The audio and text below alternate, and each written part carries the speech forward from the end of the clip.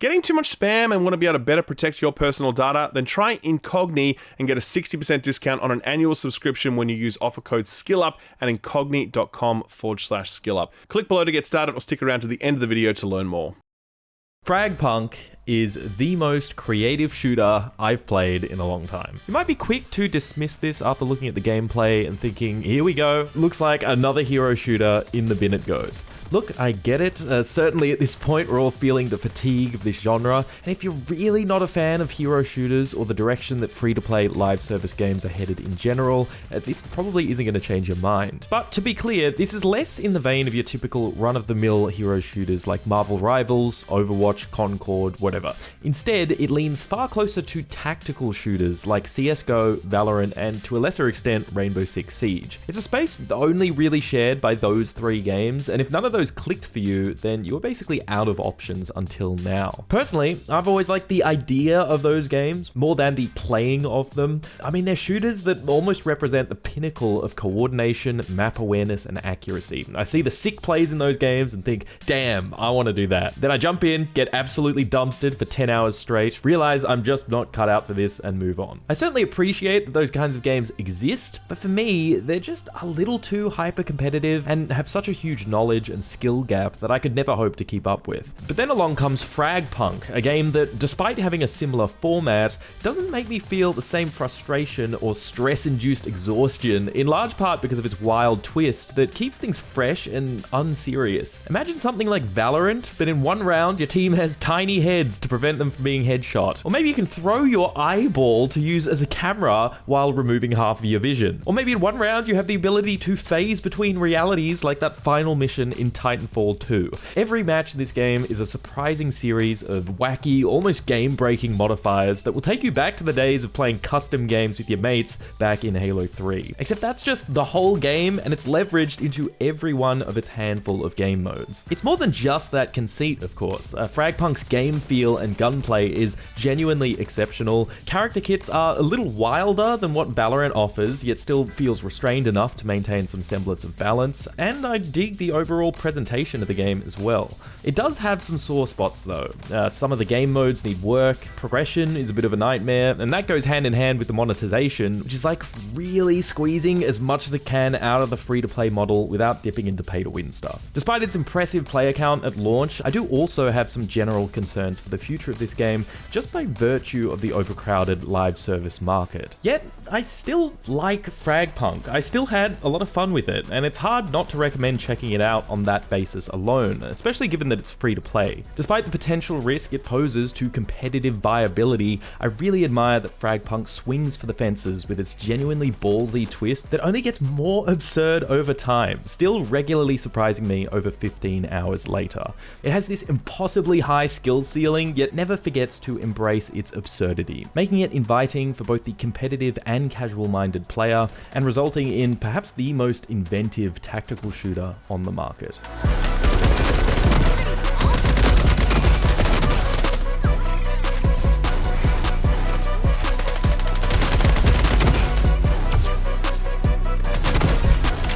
The best way to kick off this review is by explaining the structure of the game, since while it does bear a very close resemblance to CSGO and Valorant, there are some key differences.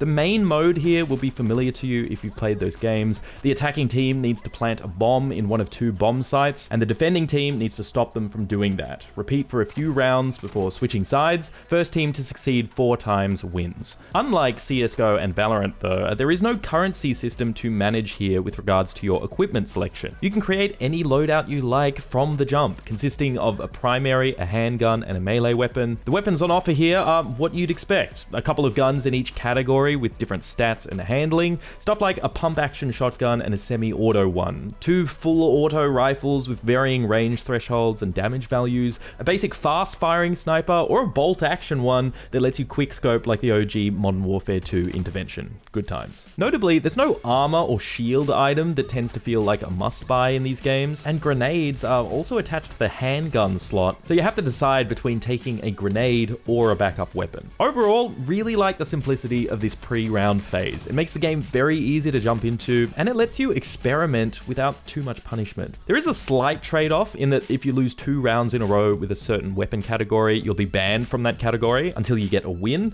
At least that's how I understand it. But you don't feel the effects of this much at all, to be honest, especially in the casual playlist, because there just aren't as many rounds as in ranked. Another addition is that if both teams find themselves at a draw, the tiebreaker is actually decided by a gulag-style duel where each player is given the chance to 1v1 until one team has no players remaining. I think this is pretty cool. It makes the deciding factor a test of individual skills since there are no crazy modifiers active here. It bumps up the tension, creates a bit of spectacle, and makes those rare occasions where you match against a team of equal skill feel like a more special event. That's one of them dead and one round down. And then there's the moment-to-moment gameplay, where Fragpunk also feels quite different to its competitors.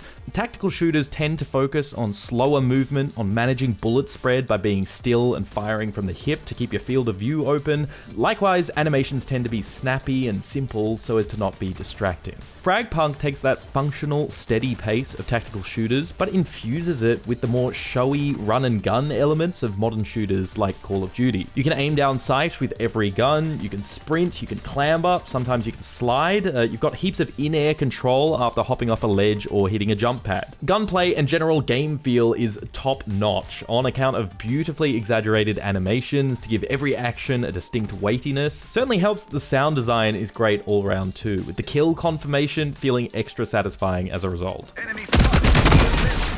I will say that directional audio isn't the best. Sometimes it's kind of difficult to tell whether footsteps are coming from above or below, whether there's just one wall between you or multiple, but it's still good enough that you can pinpoint the location of a literally invisible character trying to get the jump on you. Didn't think I had it in me, did you? One enemy left!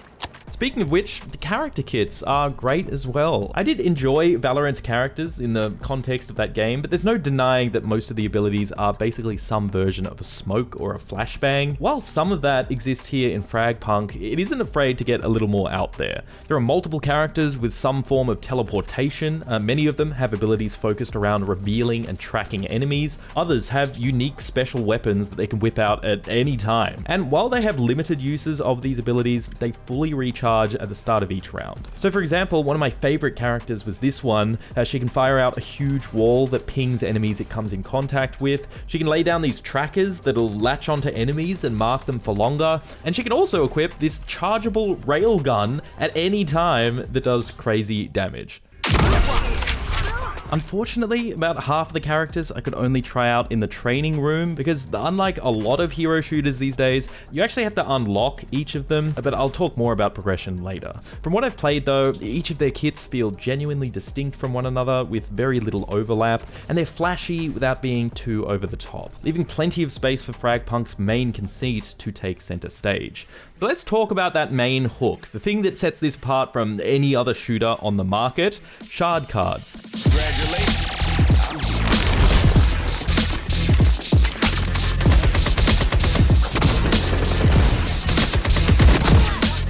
How this works is that at the beginning of each round, players can use tokens earned from the round to vote on a random offering of modifiers. These can be modifiers that apply to your team only, like upon death you come back to life as a zombie, or your whole team gets flaming attack dogs that seek out nearby enemies. They can apply to the opposing team, like giving them giant heads to make headshots easier, or making them fire their gun at random intervals to give away their position. They can also be map-based modifiers, like freezing the map over, allowing players to slide, or making it overgrown to create bushes that provide invisibility, eliminating a whole bomb site, or making the round melee only. There are cards that scale the modifiers based on votes, multiplying headshot damage, melee lunge range, the amount of bombs that your team has. So yeah, things get pretty crazy, and you're probably thinking that there's like a limited number of them so that things don't get too out of hand, but there are 169 of these cards, and that's just at launch. I imagine there'll be more added over time.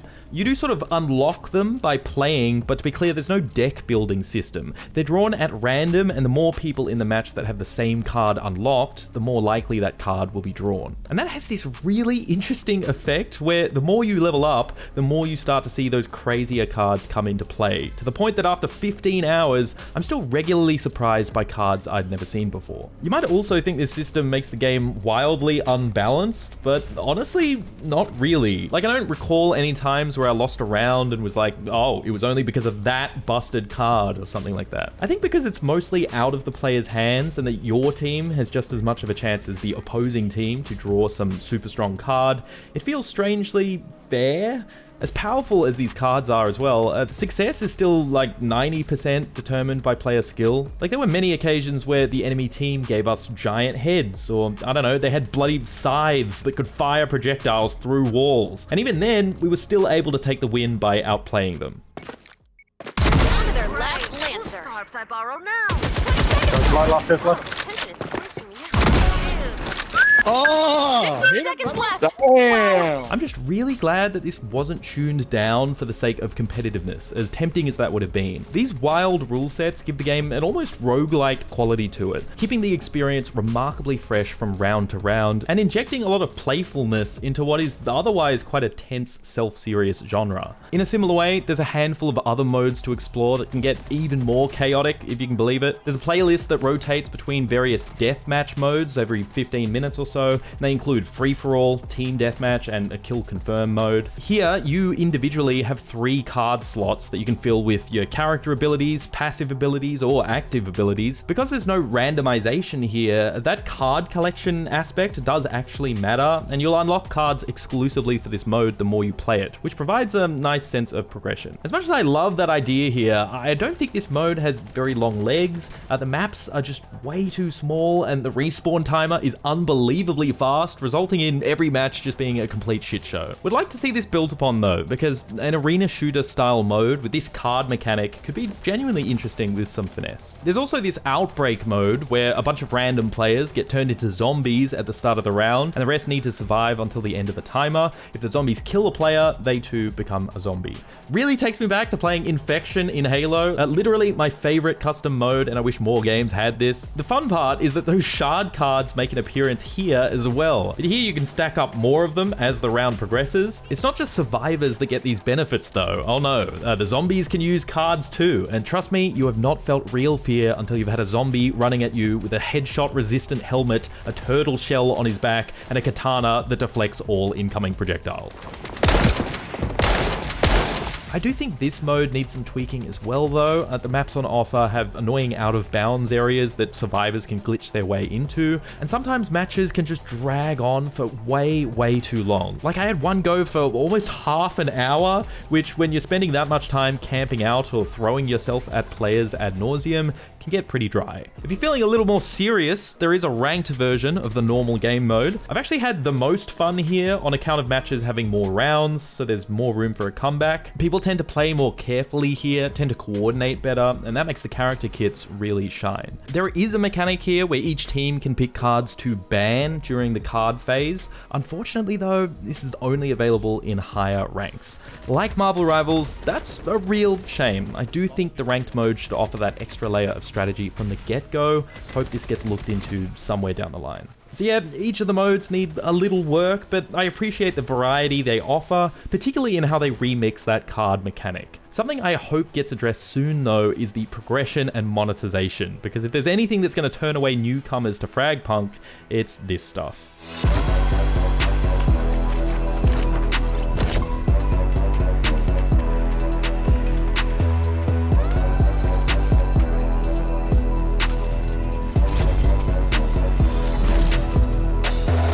As I mentioned earlier, you do have to unlock characters, and you can do this with either premium currency or the free currency earned from matches. They're actually reasonably priced at about $5 Australian a pop, but if you want to earn them without paying up, it'll take you quite a long time to accrue enough for even just one of them. For reference, after 15 hours, I only had about half the amount of currency I'd need to unlock one. That does suck. It kind of stifles gameplay variety, and I think it's an unnecessary measure given all the other monetization going going on here. Because alternatively, they've also got a monthly membership subscription, which provides access to all the characters and skins exclusive to this membership. This also gives you access to the premium battle pass, which can be purchased separately. And I do want to call out that it contains these banner things that look suspiciously AI generated. Like, I can't confirm if they are, but they're not symmetrical and have all these wonky details that no professional artist would produce. So I don't know, it just seems a bit sus to me.